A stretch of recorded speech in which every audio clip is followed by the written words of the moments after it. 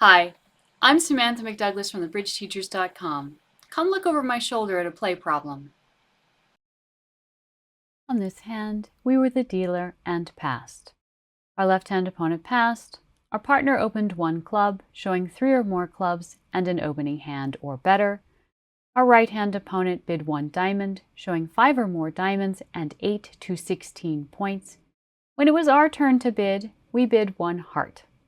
I would not have bid 1 heart with this hand. I would have made a negative double instead, showing 4 or more hearts and 4 or more spades. But this is a real-life example, and the person who held our hand bid 1 heart. West now bid 2 diamonds, level of the fit, showing exactly 3 diamonds and 0 to 9 points. Our partner bid 2 hearts, showing a heart fit and a minimum hand, after which time everyone passed. Our left-hand opponent was on lead, and they led the 3 of hearts. If we take a moment to count losers, how many losers do we have? We have 7 losers. We have 2 little diamonds, and they are both losers. We have 3 little clubs, and they are all 3 losers. When we get to the spade suit, we have a fairly solid suit, but we are missing the king and the 10. We want to count both of those missing cards as losers. When we get to the heart suit, I wouldn't actually count a loser because I would be optimistic about the suit. We already have 7 losers coming into the heart suit, so it's time to apply a little optimism to the hand, and we're going to assume that the heart break is 3 and 2. Our focus on this hand is going to be the spade suit. Let's pull 2 rounds of trump and then talk about the spades. The person who held our hand played the 7 of hearts, East followed, and we won the trick with the 7. We now played the ace of hearts. Everyone followed. And it is now time to draw the last trump. How many losers can we afford and make this hand? 5. We are in 2. We need 8 of the 13 tricks. This means that we can afford to lose 5 and there will still be 8 left for us. But if we lose 6, we will only be able to take 7 tricks.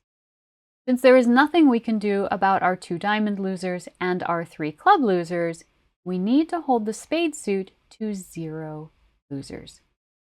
When you look at a card combination, one of the first steps is to think about your goal. If we lose a spade trick, we aren't going to make this hand. Our goal then is to lose 0 spade tricks. What do we have to do in order to achieve that goal? We have to stop both the king and the 10 from winning a trick. When we think about the 10, what card or cards do we have that can stop the 10 from winning? The ace, the queen, and the jack. We have several cards that can stop the 10 from winning. Is that true of the king? What card or cards do we have that can stop the king? Only the ace. Since our options are much more limited with the king, we are going to focus on that card first. In order to stop the king from winning, we need to play the ace on the king. This means that the ace needs to be playing before or after the hand that has the king. After. So which hand do we need to lead from? The north hand. We are going to run a finesse by playing a card underneath the king and forcing East to choose before we choose. If East has the king, this will work. If East doesn't have the king, it won't work. But if West has the king, there is nothing we can do about it because the king is playing after the ace. It is important to decide which hand you need to lead from before you pull the last trump so that you can finish pulling trump in the correct hand. If we wanted to be in our hand, we would play the 10 to the king. But Because we want to be in dummy, we're going to lead the queen and play the 8. And now we're going to finesse for the king. We haven't forgotten about the 10, but because our options are so limited with the king, we're going to focus on the king first. We run this finesse by leading a card that is directly under the queen or the jack, and if East plays low, we play low. If East has the king, this will work. If instead of playing low, East plays the king, now we succeed in our first goal by playing the ace on the king. We have successfully prevented the king from winning, but we're still missing the 10. How many spades do the opponents have? They have 3 left. If we just play the jack, is the 10 likely to fall? No. In order for the 10 to fall under the jack, the 10 would have to be singleton. There are a whole lot of combinations of the 3 remaining spades that don't involve the 10 being singleton, and there are only 2 that involve the 10 being singleton. You don't have to work out every single possibility. You just have to recognize that there are a whole lot more possibilities that the 10 is not singleton than there are that the 10 is. So is there a better way to avoid losing a trick to the 10? Yes. How? We can finesse. The only card we're concerned about now is the 10. And what card or cards do we have that can stop the 10 from winning? The jack. We have cards underneath the 10. We have the 9 and the 8, and we have the jack above the 10. Do we want the jack playing before or after the 10? After. With that in mind, which hand do we want to lead from?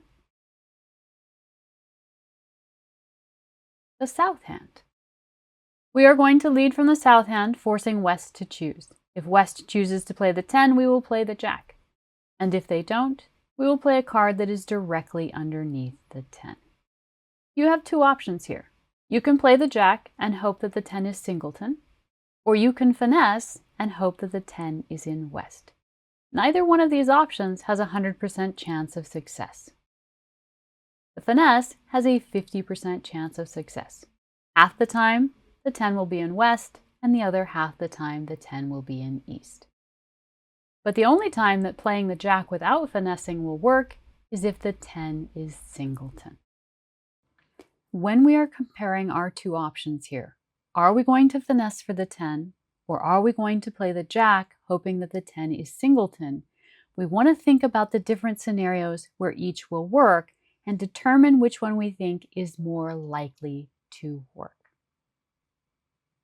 The only scenario that playing the jack of spades works in is if the 10 is singleton.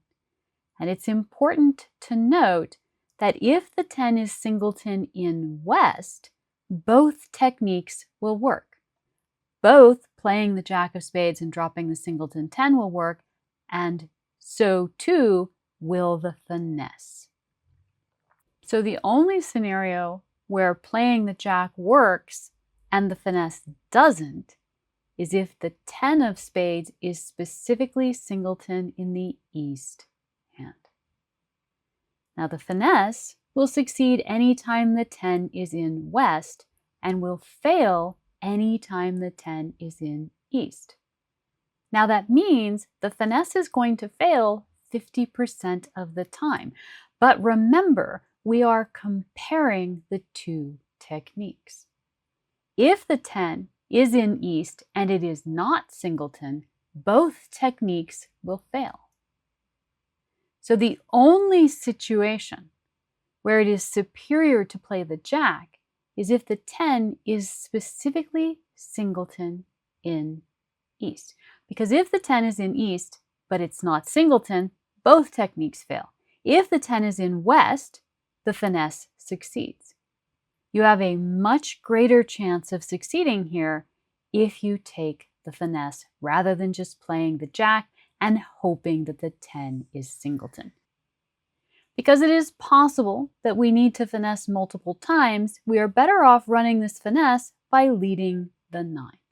This way, if West has the 10 and doesn't play it, we are able to win in the correct hand to run the finesse again. This protects us against the eventuality of West having all 3 spades. In this scenario, where both defenders have a spade, the 10 is now for certain singleton because it is the only spade remaining, and we can simply play the 2 up to the jack.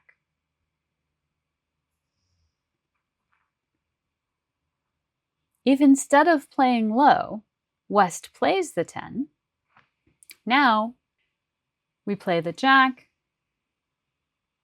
If East plays a spade, there's only 1 spade remaining and it will fall to the 8. And we will have avoided losing a spade trick and will actually make this hand. Let's go back and look at all 4 hands. In order to determine how best to play a card combination, the first thing I want you to consider is your goal. With this combination of spades, if our goal is to hold this suit to 0 losers, we must first finesse for the king, and then, depending on what happens, potentially finesse also for the 10.